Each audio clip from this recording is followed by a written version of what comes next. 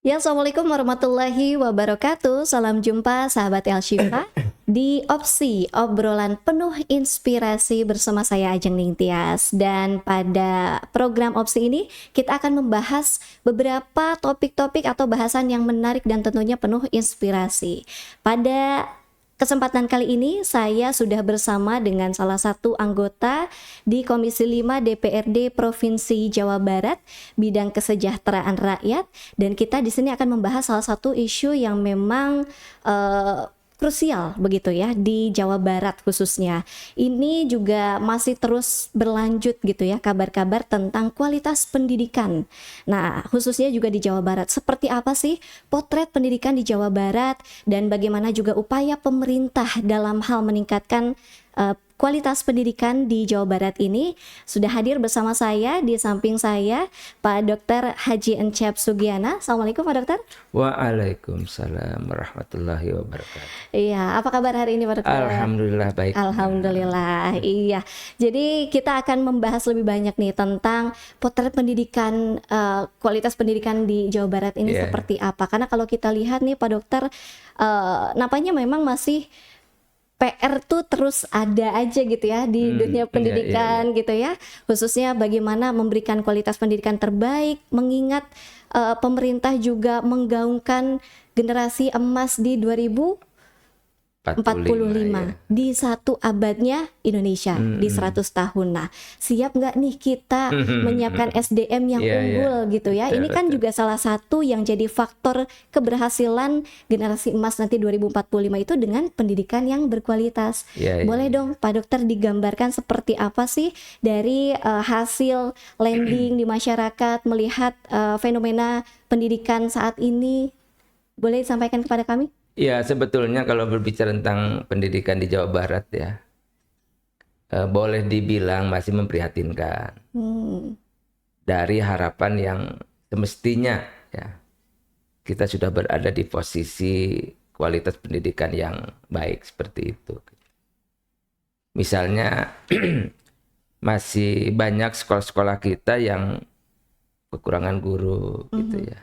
Atau mungkin juga kekurangan ruang kelas, atau mungkin masih ada juga ya, kalau tidak salah catatan yang saya ketahui di Jawa Barat ini ada beberapa kecamatan yang belum tersedia lembaga pendidikan setingkat SMA SMK ya. Dan ini sebetulnya sangat mempengaruhi terhadap kualitas pendidikan di Jawa Barat ya. Termasuk juga kalau kita lihat dari statistik ya, bahwa rata-rata lama sekolah masyarakat Jawa Barat ini kan 9 tahun. Artinya baru setingkat SMP kelas 2. Ya. Padahal tantangan dunia kerja terutama ya, sekarang ini kan sangat dituntut mereka-mereka yang ingin bekerja itu punya keahlian-keahlian tertentu begitu ya. Seperti misalnya bagaimana kita ini menyiapkan tenaga kerja untuk perusahaan-perusahaan besar yang akan berdiri di Jawa Barat gitu, termasuk mungkin di wilayah kita ya, Subang, kemudian di Indramayu. Kalau Bekasi sudah dari dulu kan gitu ya, Kerawang sudah dari dulu kan gitu ya. Sehingga ketika ada perusahaan-perusahaan baru ya, yang itu rata-rata membutuhkan tenaga yang mempunyai keahlian di bidang-bidang tertentu. Nah, kesiapan SDM untuk bisa merespon lowongan-lowongan kerja itu kan sangat dibutuhkan begitu. Sehingga ketika banyak investasi masuk, perusahaan-perusahaan besar masuk ya, harapannya adalah tidak adanya pengangguran yang signifikan atau berkurangnya pengangguran di Jawa Barat. Tetapi kenyataannya ya masih banyak ya perusahaan-perusahaan yang akibat dari tidak tersedianya sumber daya manusia yang ada di Jawa Barat ya terpaksa dari daerah-daerah lain datang ke Jawa Barat kan gitu. Sebetulnya untuk masalah tersebut yang jadi faktor utamanya apakah dari SDM pengajarnya yang kurang ataukah dari sarananya yang memang belum memadai? Maksudnya belum terfasilitasi nih, sekolah-sekolah belum tersebar baik itu di daerah terpencil, Ya, terdalam dan lain sebagainya gitu, Pak Dokter? banyak faktor sebetulnya ya. Eh, yang pertama dari kualitas guru misalnya, ya. Mungkin masih ada beberapa sekolah yang tidak mempunyai tenaga pendidik di bidang-bidang tertentu gitu ya. Atau mungkin juga jumlahnya ada tapi terbatas begitu. Sehingga tidak mampu untuk menampung ya dengan jumlah siswa yang banyak seperti itu. Atau juga mungkin bisa jadi guru yang mengajar tidak dengan kompetensi yang mumpuni. Mungkin aja ada. Ya. Saya belum begitu mendalami tentang apakah masih ada ya guru-guru yang dia mengajar tapi memang bukan di faknya begitu ya. Betul, Dia betul. ngajar misalnya matematika tapi dia basisnya bukan matematik gitu ya. Nah, saya belum mendalami itu gitu. Tetapi mungkin saja ya Betul. itu terjadi ketika misalnya memang di sekolah tersebut ya tidak tersedia guru bidang studi tertentu yang terpaksa guru-guru yang berdekatan dengan bidang studi tersebut gitu ya disuruh untuk mengajar bidang studi tersebut. Betul, karena Tapi memang harapannya ke depan itu ya semua guru itu mengajar sesuai dengan bidang yang dia tekuninya ketika dia mengikuti pendidikan di perguruan tinggi seperti itu. Oke, karena kalau kita mungkin kalau saya melihat dari salah satu sumber nih Pak Dokter, bahwa Indonesia ini memiliki 3,4 juta guru dengan distribusi yang tidak merata, dengan Provinsi Jawa Barat terbesar atau tertinggi sebanyak 480.635 guru. Sedangkan di daerah terpencil misalnya di Papua Pegunungan hanya 7.000 orang. Ini kan berarti menggambarkan bahwa sesungguhnya pengajar atau SDM tenaga pendidik di Jawa Barat tuh sudah sangat melimpah. Iya. Jadi memang kalau kita lihat dari misalnya Jawa Barat, DKI, Banten, Jawa Timur, Jawa Tengah gitu. Kalau dibanding dengan ketersediaan SDM guru di Papua atau misalnya di Maluku dan sebagainya gitu ya, di NTT gitu. Jauh. Memang masih sangat jauh gitu.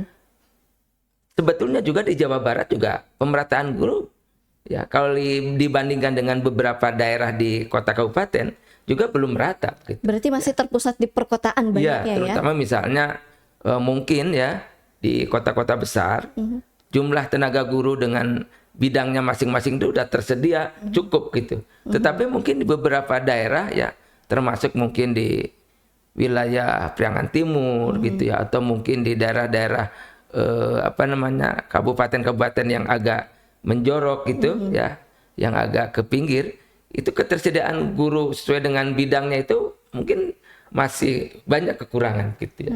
Sehingga memang ini juga perlu ada kebijakan dari pemerintah ya, bagaimana agar pemerataan guru itu bisa dilakukan gitu. Memang yang pertama jumlah tenaga yang kita miliki juga masih belum memadai begitu ya. Dan akibat dari jumlahnya yang belum memadai, apalagi terkonsentrasi di kota atau kabupaten tertentu yang menyebabkan beberapa kota kabupaten ya kekurangan guru di bidang-bidang tertentu seperti itu. Gitu. Sehingga akibatnya ya mungkin saja terjadi yang tadi gitu, ada seorang guru yang dia bukan ahli di bidang itu karena memang tidak ada guru yang membidangi itu, ya terpaksa dia mengajar bidang studi tersebut seperti itu. Iya betul ya. Atau juga ada yang sebetulnya beban kerja guru mengajar satu kelas tuh 30 orang, cuma karena di pedalaman yang terbatas dia bisa sampai ratusan orang begitu ya. Itu pun juga kadang-kadang dia pindah kelas gini, kelas ini, pindah kelas ini gitu ya. Ya karena memang kondisinya masih seperti itu. Oleh karena itu ya mungkin mudah-mudahan dengan kebijakan pemerintah ke depan gitu ya, perhatian terhadap ketersediaan jumlah termasuk kualifikasi guru itu bisa terus diupayakan ya dengan mengangkat sebanyak-banyaknya ya tenaga guru ya, baik itu untuk guru ASN atau PNS maupun guru yang non ASN ya, sehingga kekurangan dari kebutuhan guru yang harus tersedia di masing-masing lembaga pendidikan itu bisa terpenuhi seperti itu. Kalau dari upaya pemerintah untuk mengatasi atau memberikan solusi dari hal permasalahan ini seperti apa, Pak Dokter? Jadi kalau kita lihat dari peraturan perundang-undangan yang ada ya, termasuk Undang-Undang Dasar Negara kita ya, mewajibkan agar anggaran pemerintah ini menyediakan untuk bidang pendidikan itu 20% minimal. Ini diharapkan ya, bisa menjadi salah satu solusi untuk menangani kekurangan guru tersebut begitu ya.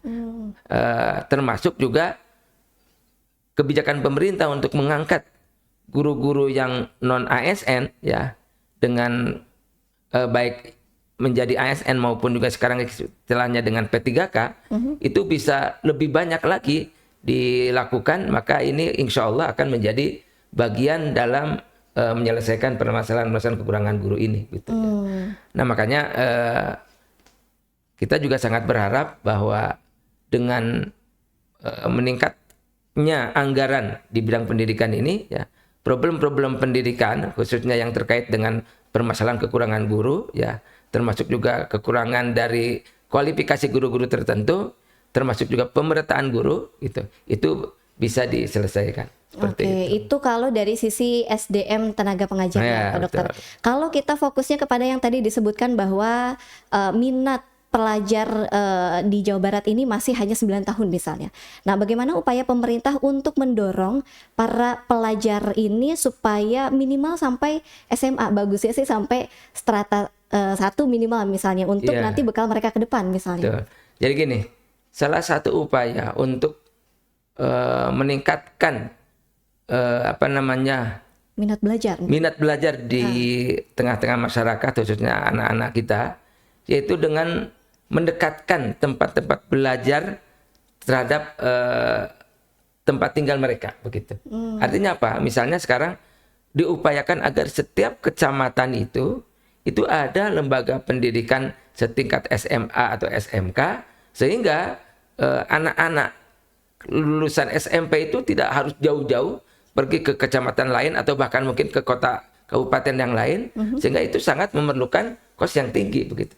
Sehingga ketika misalnya di sebuah kecamatan sudah ada SMK-nya, sudah ada SMA-nya, mereka itu ya lulus dari SMP otomatis tidak akan terlalu pergi jauh, tinggal masuk di SMA SMK yang ada di kecamatan tersebut seperti itu. Kalau dari pantauan Bapak nih, apakah hal itu sudah terlaksana di setiap kecamatan yang ada di Jawa Barat? Jadi kalau tidak salah informasi yang saya dapatkan bahwa sekitar 24 kecamatan di Jawa Barat ini yang masih belum punya SMK SMA negeri.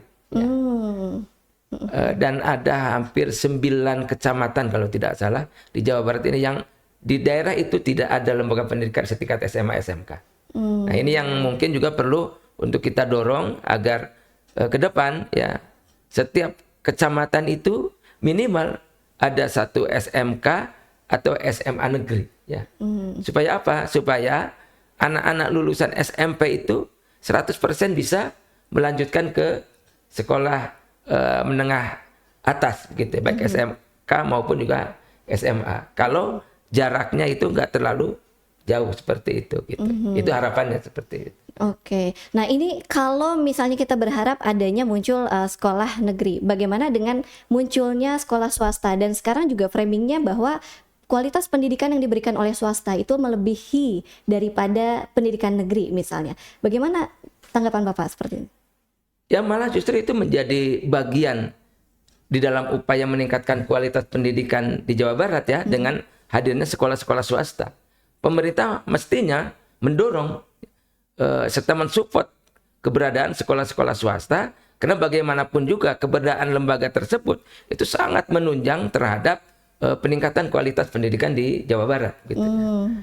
Syukur-syukur kalau misalnya bisa dengan memberikan bantuan dari aspek pendanaan begitu untuk sekolah-sekolah swasta, misalnya memberikan hibah untuk pembangunan ruang kelas baru gitu ya, atau memberikan bantuan untuk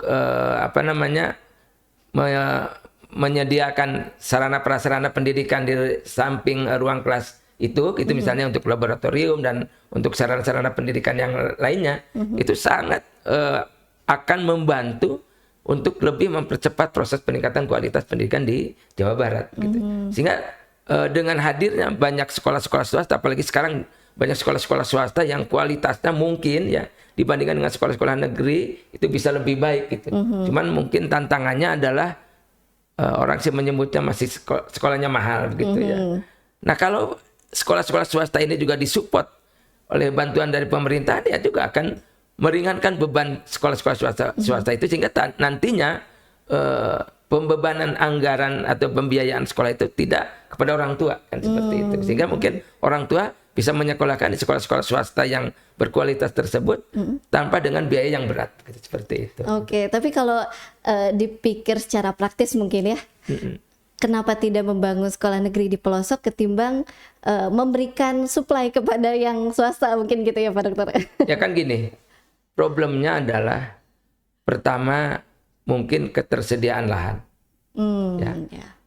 Mau membangun sekolah di sebuah kecamatan gitu, tetapi misalnya lahan yang tersedianya tidak ada, ya itu akan menjadi salah satu hambatan. Atau misalnya ketika membangun sekolah baru ya di sebuah kecamatan, sekolah negeri baru misalnya gitu, biayanya akan jauh lebih besar dibanding dengan misalnya di situ sudah ada sekolah swasta, tinggal disupport gitu dari aspek mana dari kebuat pembiayaan itu untuk bisa mensupport agar pembiayaan di sekolah swasta tersebut tidak terlalu membebani terhadap beban-beban para orang tua yang sekolah di swasta tersebut.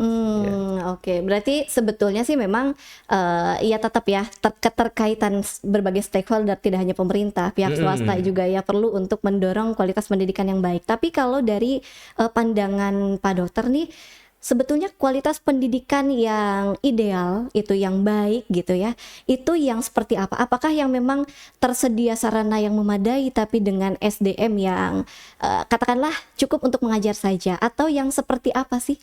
Ya, jadi memang banyak faktor ya yang mempengaruhi kualitas pendidikan ya. Salah satunya adalah faktor kualitas pendidik ya. Karena bagaimanapun juga pengaruh pendidik terhadap anak-anak didik itu sangat besar. Ya. Kan kita ini untuk berbicara tentang kualitas pendidikan tidak hanya aspek kognitif saja gitu.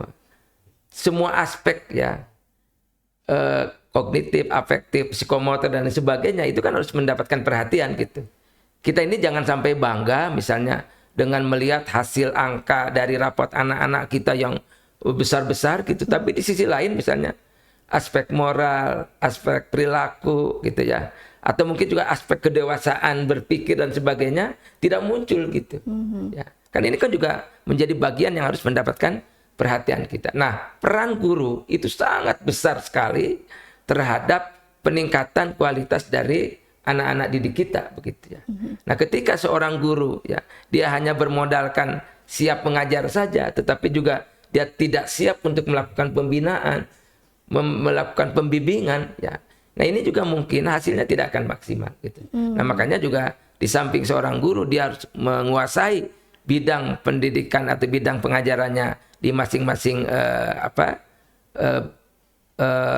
bidang studinya, tetapi dia juga harus mampu ya untuk membawa anak-anak itu menjadi seorang yang punya berpikir positif gitu ya, punya akhlak yang bagus, moral yang baik begitu ya.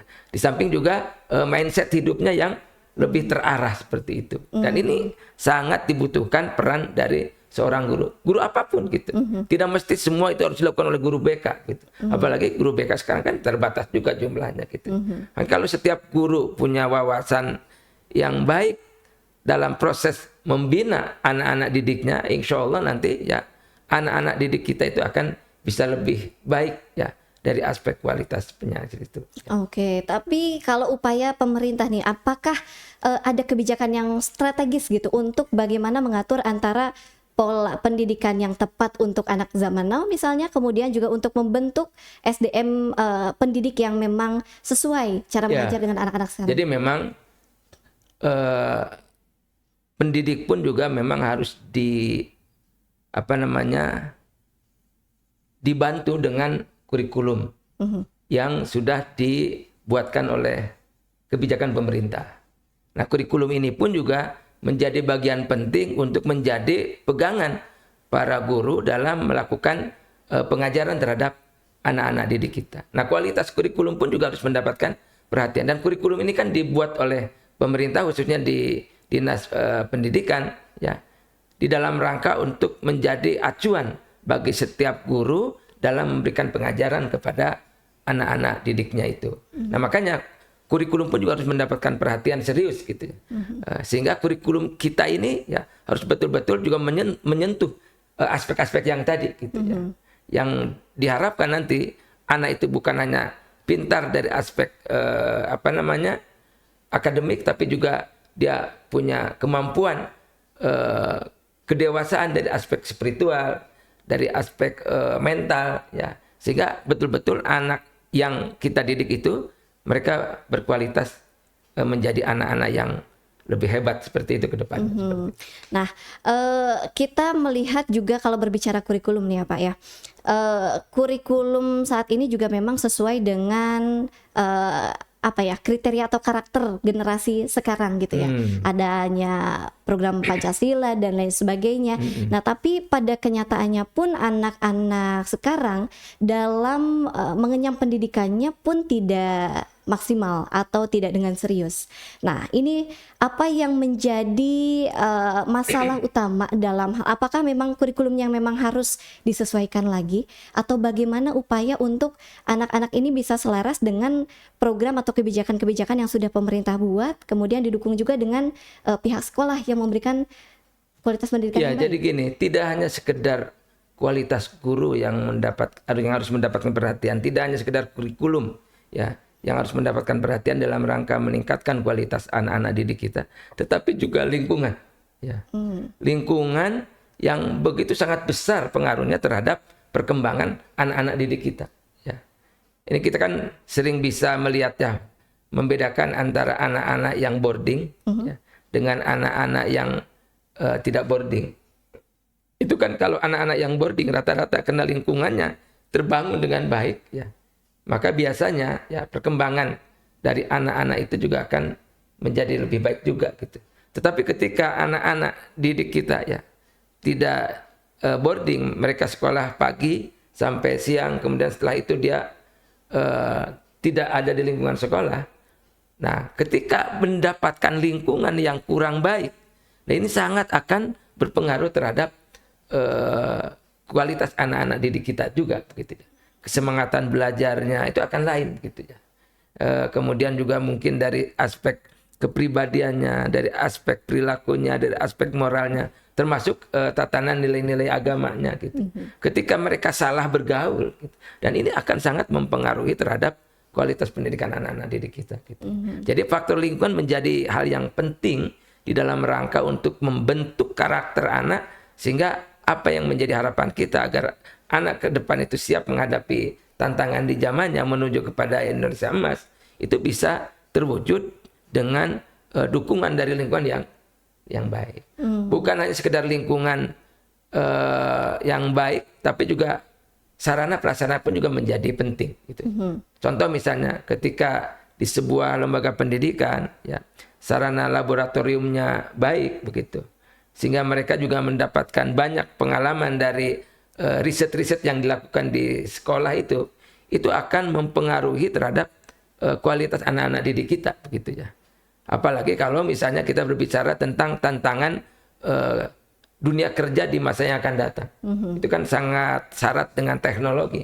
Kalau anak-anak didik kita ya, dia belajar di sekolah kita, kemudian tanpa sentuhan dari kegiatan-kegiatan laboratorium ya, misalnya komputer dan lain sebagainya, maka biasanya mereka dengan kurangnya pengalaman ya, itu akan kaku ketika berhadapan dengan dunia kerja seperti yang kita rasakan sekarang ini. Dunia kerja kita dengan syarat teknologi kan seperti itu. Betul. Seperti itu. Ya, nah ini menarik nih karena kita misalnya bisa bicara satu misalnya contoh Kabupaten Subang, di mana Kabupaten Subang ini punya satu proyek besar yang nanti ke depan jadi pusat industri yang Ya, cukup betul. apa ya kompetitif lah begitu dan memang jadi pusat gitu. Ada Pelabuhan Patimban, kemudian nanti ada kawasan industri juga ya.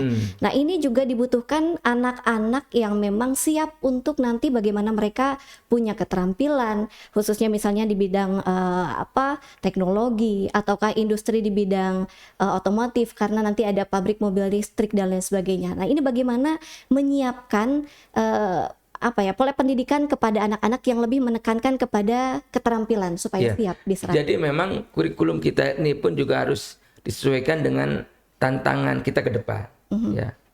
Terutama mereka-mereka yang mengelola lembaga pendidikan SMK.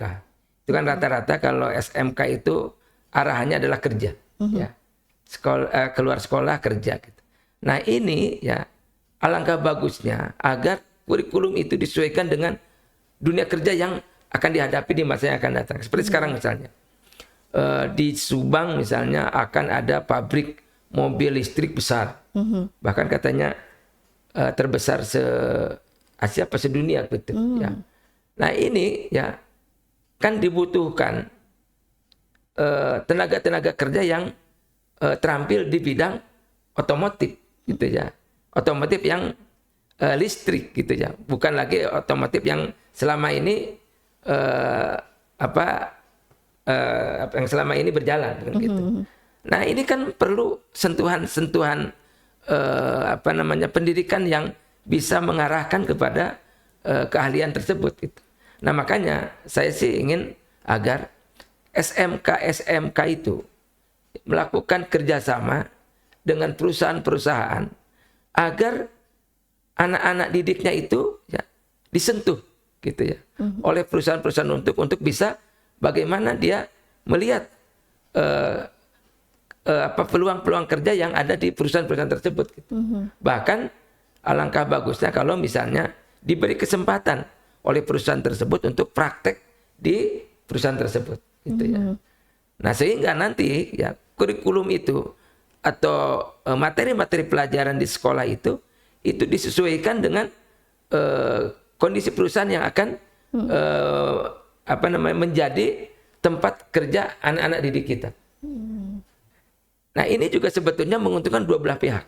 Yang pertama adalah bagi perusahaannya sendiri, mungkin karena dari awal anak-anak itu sudah dididik dan sudah diperkenalkan dengan jenis pekerjaan yang ada di perusahaannya itu, sehingga ketika perusahaan itu membutuhkan pekerja, dia pasti tidak akan susah mencari pekerja dari tempat lain. Cukup dengan memanfaatkan lulusan dari sekolah tersebut. Nah, bagi sekolah-sekolah yang mendapatkan sentuhan dari perusahaan-perusahaan tersebut, dia akan lebih mudah agar lulusannya itu mendapatkan tempat kerja yang laik sesuai dengan bidangnya itu. Jadi dua-duanya saling menguntungkan gitu. Nah, oleh karena itulah makanya melalui kebijakan pemerintah ya melakukan kerjasama antara sekolah dengan pihak perusahaan sehingga terjadi kolaborasi ya, di mana diharapkan dengan kolaborasi ini ya akan terjadi simbiosis mutualisme ya, saling menguntungkan, di mana nanti ketika perusahaan butuh pekerja, dia mungkin tidak akan sulit mencari pekerja dari tempat lain karena memang sudah ada lulusan-lulusan yang sudah pernah terbina. Dan bagi sekolah pun juga ya akan mudah menyalurkan anak-anak didiknya ya untuk bekerja di perusahaan tersebut seperti itu. Nah, ini harapan-harapan tadi itu kan kembali lagi gitu, Pak Dokter, bahwa masyarakat yang memang sudah berkeinginan untuk mengenyam pendidikan di bidang yang tadi mungkin sudah dijelaskan. Iya, betul. Tapi ya kembali lagi ketidakmampuankah atau katakanlah dari segi kesejahteraan ekonominya yang memang belum memampukan mereka untuk bisa mengenyam pendidikan ini.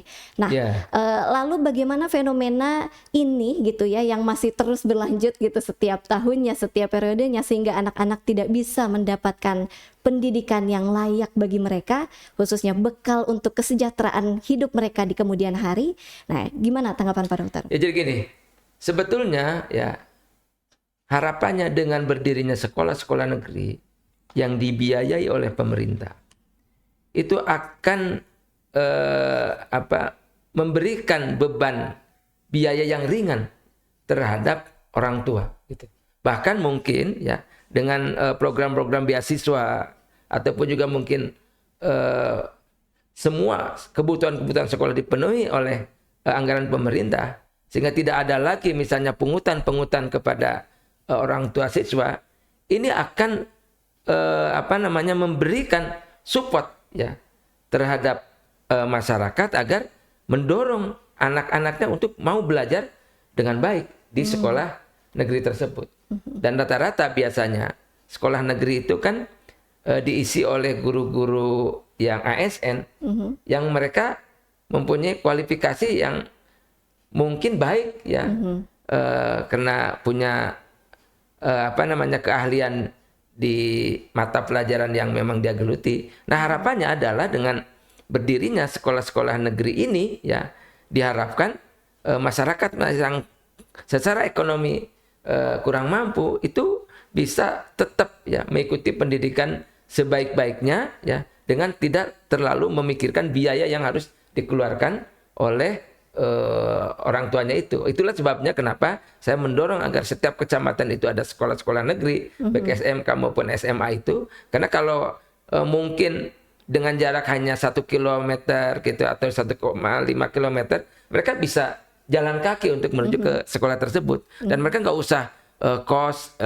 nggak usah membawa kendaraan, cukup dengan berjalan kaki bisa mereka tempuh ke tempat sekolah. Dan ini akan meringankan beban untuk para orang tua ya ketika anak-anaknya sekolah. Gitu. Nah, ini jadi pertanyaan juga nih, bagaimana pemerintah melakukan percepatan untuk mewujudkan atau mencapai adanya sekolah-sekolah negeri khususnya di 20 kecamatan tadi yang belum tersedia? Ya, jadi ya salah satunya dengan terus melakukan kolaborasi ya antara pemerintah provinsi dengan pemerintah kabupaten. Kenapa?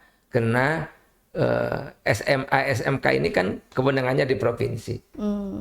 Sedangkan anak-anak SMP, ya SMP itu kewenangannya ada di kabupaten. Nah, harapannya adalah bagaimana ada kolaborasi antara pemerintah provinsi dengan pemerintah kabupaten dalam mewujudkan sekolah-sekolah negeri di kecamatan itu. Ya. Misalnya gini, pemerintah kabupaten itu menyediakan tanah untuk berdirinya sekolah negeri baik SMA maupun SMK. Nanti pemerintah provinsi membangunkan sekolah itu gitu untuk bisa berdiri sekolah SMK atau SMA negeri. Tapi selama ini memang salah satu problem pemerintah provinsi membangun sekolah-sekolah negeri di tiap-tiap kecamatan itu ya, khususnya SMK SMA ini karena ketersediaan tanah yang memang cukup berat. Apalagi misalnya daerah-daerah yang harga tanahnya sudah pada tinggi-tinggi. Ini biasanya ketika harus pembebasan tanah, anggarannya cukup besar. Gitu. Nah, kalau ada kolaborasi misalnya pemerintah daerah kabupaten menyediakan tanah, ya sehingga anak-anak lulusan SMP yang menjadi kewenangan kota kabupaten itu bisa melanjutkan ke sekolah menengah atas atau ke SMK gitu dengan tanpa harus pergi jauh gitu keluar seperti itu kan gitu. Nah, pemerintah provinsi menyediakan sarana prasarana untuk ruang kelasnya gitu. Ditambah dengan nanti sumber daya manusia dan sarana prasarana yang lainnya seperti itu gitu. Nah, dengan pemerintah daerah menyediakan lahan itu sangat membantu untuk berdirinya sekolah-sekolah negeri SMK atau SMA di masing-masing kecamatan. Oke, kira-kira butuh waktu berapa lama Pak untuk bisa mewujudkan ini? Sebetulnya ya Kalau hanya sekedar 9 kecamatan, nggak terlalu lama sebetulnya. Memang yang penting itu ketersediaan tanahnya itu kan gitu. Mungkin 2 tahun anggaran ya bisa selesai itu gitu ya. Apa tidak ada alokasi anggaran khusus untuk pembebasan lahannya supaya bisa Nah membangun itu sekolah itu? ketika kita menganggarkan untuk alokasi pembebasan tanah, nah anggaran di provinsi ini sangat terbatas, gitu ya, sangat terbatas gitu ya. Sehingga ada untuk membeli tanahnya, tapi tidak ada untuk membangunnya seperti itu. Tapi kalau ada kolaborasi, misalnya ada pemerintah daerah, kabupaten atau kota yang menyediakan tanah, nah pemerintah provinsi nanti di APBD-nya itu disiapkan untuk membangun ruang kelasnya, untuk membangun atau mengadakan sarana prasarananya, termasuk mebeler dan lain sebagainya, kan. Termasuk di dalamnya menyediakan tenaga pengajar seperti itu. Baik, baik. Ya, tidak terasa ya sudah hampir 40 menit. Tapi memang kalau memang tadi dirasa tidak lama, mudah-mudahan kita sih berharap supaya cepat ya ada program yang sudah dicanangkan, peraturan atau kebijakan yang sudah sangat memihak kepada kesejahteraan rakyat. Mudah-mudahan dengan lancar bisa diwujudkan ya. Tapi mudah-mudahan apapun dinamikanya begitu kita doakan semoga akan ada muncul solusi-solusi yang untuk permasalahan berulang ini. Begitu. Tapi juga kalau berbicara untuk alokasi anggaran sarana yang mungkin tadi berapa 20%? Berapa? Pak Dokter? 20%. Minimal itu. Minimal. Anggaran dari di APBD itu minimal 20% untuk bidang pendidikan ini harus itu udah menjadi kewajiban ya. Karena itu tuntutan undang-undang. Nah, itu untuk mungkin ke fisiknya. Bagaimana untuk alokasi mensejahterakan para tenaga pendidiknya supaya ini juga berbanding lurus nih Pak Dokter. Ketika sarana sudah oke, SDM-nya belum mumpuni, ini juga belum mumpuni secara kesejahteraan ya. Apresiasi kepada para guru yang masih minim ini mungkin jadi semangat yang berkurang untuk memberikan pendidikan yang terbaik ke anak-anak gitu misalnya. Tapi nanti kita akan bahas di kesempatan yang lain tentang bagaimana kualitas kesejahteraan para guru ini diperhatikan oleh pemerintah supaya mereka juga termotivasi untuk memberikan kualitas pendidikan terbaik bagi peserta didik khususnya di Jawa Barat. Dan mungkin di kesempatan ini kita cukupkan dulu sekian. Nanti kita akan bahas lagi tema-tema menarik. Ini juga sangat menarik sih, sahabat El Shifa. Ikuti lagi nanti di sesi berikutnya. Kita akan bertemu di kesempatan berikutnya untuk membicarakan tentang permasalahan kesejahteraan guru begitu. Sekali lagi terima kasih Pak Dokter. Bangga. Semoga lancar dengan segala aktivitasnya, dengan segala upaya. Ya. Betul. Mudah-mudahan segala yang diusahakan gitu ya oleh pemerintah untuk bagaimana menciptakan kesejahteraan baik itu dari kualitas pendidikan, kemudian kualitas pengajaran sehingga meningkatkan kesejahteraan masyarakat dengan SDM-nya yang unggul bisa dicapai ya. Dan itu dia. Terima kasih untuk sahabat El Shifa yang sudah mengikuti di opsi kesempatan kali ini. Sampai jumpa lagi. Assalamualaikum warahmatullahi wabarakatuh. Waalaikumsalam warahmatullahi wabarakatuh.